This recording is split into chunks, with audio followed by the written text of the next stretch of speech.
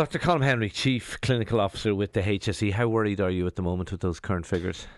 Morning, Shane. Yes, we're worried. The trend in cases is going certainly the wrong way. We're getting used to daily cases now between 3,500, 4,000 cases a day, and that's gone up 30-40% only in a week's time, within 1 week. And of course, translating through, we know that link between cases and harm has been weakened, but it hasn't been broken. So we're still seeing a proportion of those cases become ill and require hospitalisation and indeed intensive care. And even if that link is perhaps twice as weak as it was in January, it still means for large numbers of cases that's going to translate through in the coming weeks to people who require hospitalisation. This past weekend, Shane, we've seen our intensive care units, particularly in the Dublin region under serious pressure, no doubt about that, having to cancel other operations and having to exchange patients between hospital and having to provide a form of intensive care outside intensive care settings too. 106 people in ICUs, I think, is the current figure. I heard people over the weekend saying kind of 150 is kind of the critical figure. At that point, the hospital system is close to breaking point. Do you go along with that? I think it's difficult to put an exact number in it, but what we see is an overheated healthcare system at the moment. So intensive carers, yes, the numbers, if we got to 150, certainly it would be very, very difficult to see us providing the whole range of care at numbers well below that, I would say. But it's not just intensive care units, it's the provision of additional care outside intensive care. It's the impact it's having on staff, the staff-related abscesses related to COVID-19, either directly through to illness or otherwise, now 4,000 or more. It's the impact of providing care outside intensive care units, the impact in emergency departments. We know GPs are feeling a lot of pressure.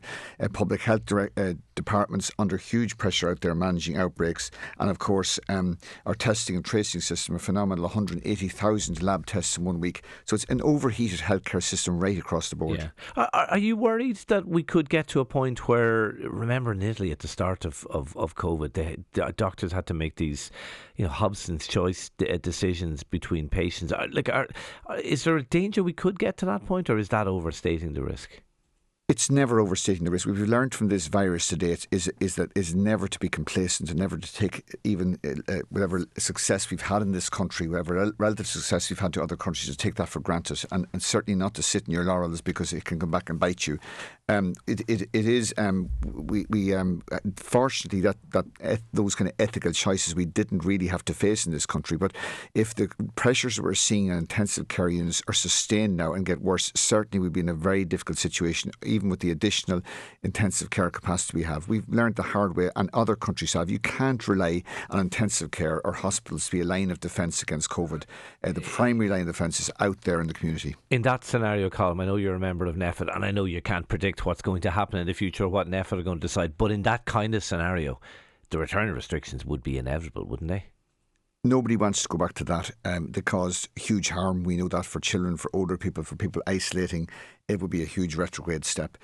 Certainly, what we'd hope is that this appeal to individual responsibility, those kind of scenarios you and Ciara just discussed there, whatever about the focus on tests, it's the primary line of defence is people doing their bit to reduce transmission, whether it's wearing a mask, not necessarily just where it's mandated, but where in other settings, indoor crowded settings, even outdoor crowded settings, in reducing your total number of contacts. Just because we can go to pubs, nightclubs, we don't all have to go every day of the week. We can reduce those number of contacts and reduce the chance of the virus transmitting out there at a time when it's widespread in our community at this point in time. I know, look, you're kind of a calm, measured individual. Do you get frustrated when you see the kind of scenarios that I was talking about, like a packed toilet in the Aviva and more than half people not wearing their masks? Does that annoy you? Does that drive you mad? Of course it's frustrating, but if as I said to you before, if anger would help, I would do it, but it doesn't get us anywhere. Anger is not a policy. It's not a policy, no. And we know we've managed this before. We've appealed to people before. People have responded before. We've come together before during some tough times last year when we didn't have a vaccine. Now we have a vaccine which protects us significantly against serious illness, but it's not the only line of defence. It doesn't mean that we can dispose of all the other measures we had, including mask wearing and reducing reducing contacts. And what we've learned now is that there's widespread virus out there in the community.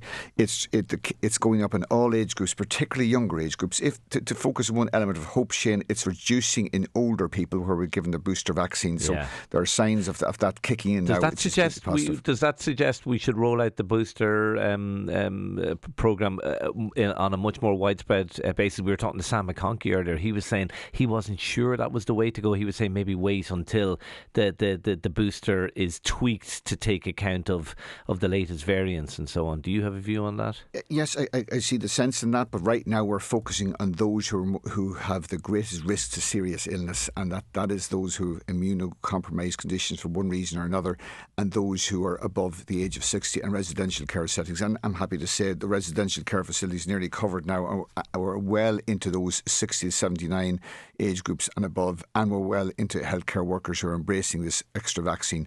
So they're the groups you want to focus on, because we learned in previous surges they're the groups in which the virus can cause particular trouble and is particularly menacing.